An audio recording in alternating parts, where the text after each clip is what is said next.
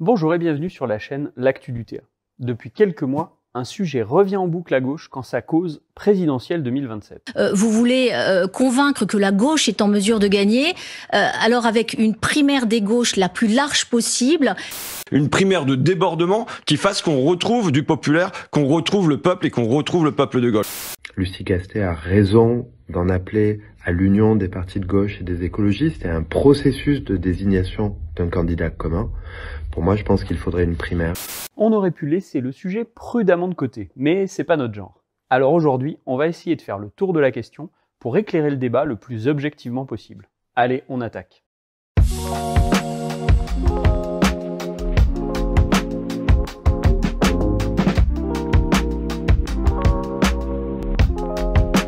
Un an après la dissolution, ça commence à s'agiter sur la question des élections présidentielles de 2027.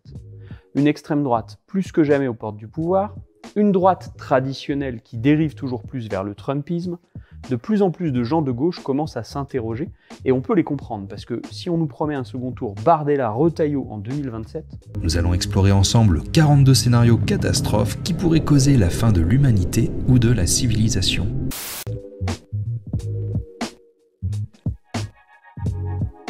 Si plusieurs personnalités poussent dans le débat la solution des primaires de toute la gauche, il y en a au moins deux qui n'en veulent pas. Il n'y aura pas de candidature commune avec Jean-Luc Mélenchon et la France Insoumise.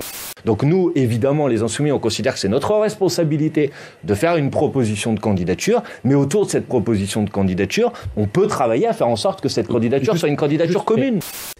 Pour ceux qui ont fait tapis lors de la présidentielle 2022 et qui tirent toute leur légitimité de cette seule élection, comme pour celui qui espère proposer un macronisme progressiste 2.0 avec le soutien de la presse dominante, pas question d'une union des gauches. Chacun mise sur son socle pour capter ensuite le vote utile et décrocher le ticket d'entrée au second tour, dans un contexte hypothétique de division des droites. Seul souci de taille, d'un côté comme de l'autre, c'est la défaite assurée au second tour face à l'extrême droite. Oh merde! Oh c'est con ça! Non, attends, mais ça te fait rire! En fait, t'en as rien à branler! D'un côté, une diabolisation sans précédent, fruit combiné du feu médiatique et d'une stratégie délibérée. De l'autre, une continuité libérale qui ne va pas mobiliser massivement les classes populaires. Deux options perdantes qui risquent quand même de coincer la gauche en mode casse-noisette. Le casse-noix de Durandal a été spécialement étudié pour casser toutes sortes de coquilles. Le NFP ne s'est ni fait autour de LFI, et encore moins autour du centre-gauche libéral. S'il a réussi, c'est bien avec un centre de gravité qui correspond à la grande majorité du peuple de gauche. Rupture assumée avec le néolibéralisme, mais sans outrance ni clivage inutile. Front populaire, pas front unique révolutionnaire, ni cartel des gauches. On ne le dira jamais assez. La question est donc la suivante. Quel chemin pour que cette gauche, front populaire, soit plus noix de coco que tas de noisettes? On va rentrer dans le vif du sujet, mais avant ça, on vous invite à vous abonner à la chaîne, à mettre un pouce bleu et à partager cette vidéo. C'est ce qui permet d'être visible sur YouTube.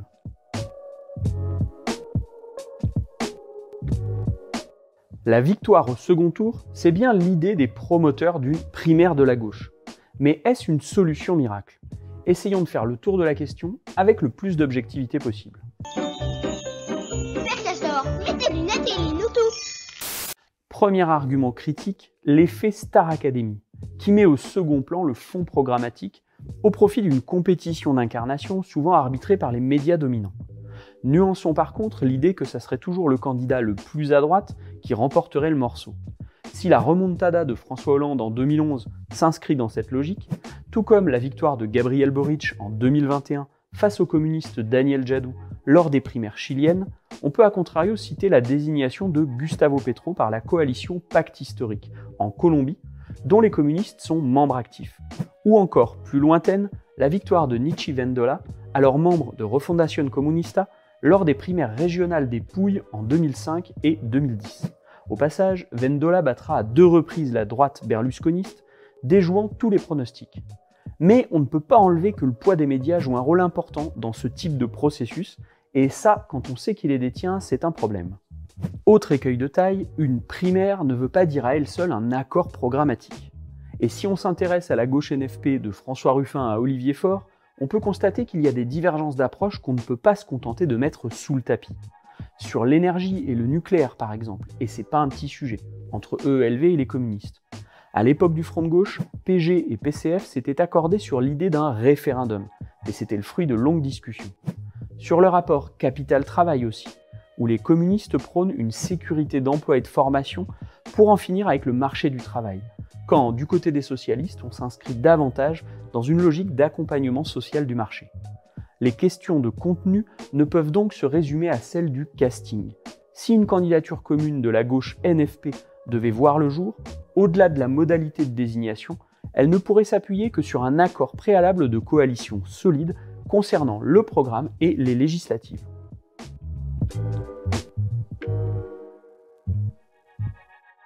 L'argument de la mobilisation populaire revient souvent chez les promoteurs d'une primaire. En réalité, les expériences sont contrastées. Si les primaires des gauches latino-américaines mobilisent des millions d'électeurs, les exemples européens sont plus mitigés. Mais au-delà de la mobilisation, la question qui devrait être centrale est celle de l'objectif encouragé. Se limiter à demander aux électeurs de départager des candidats, c'est entretenir la posture du spectateur, commentateur, fan, à l'image de ce que pratiquent déjà les mouvements centrés autour de la présidentielle.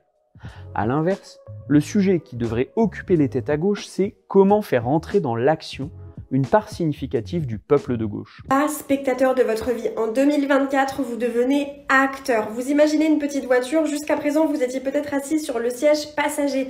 Vous ouvrez la portière, vous faites le tour de la voiture et vous vous asseyez à la place du conducteur, le volant de votre existence entre les mains.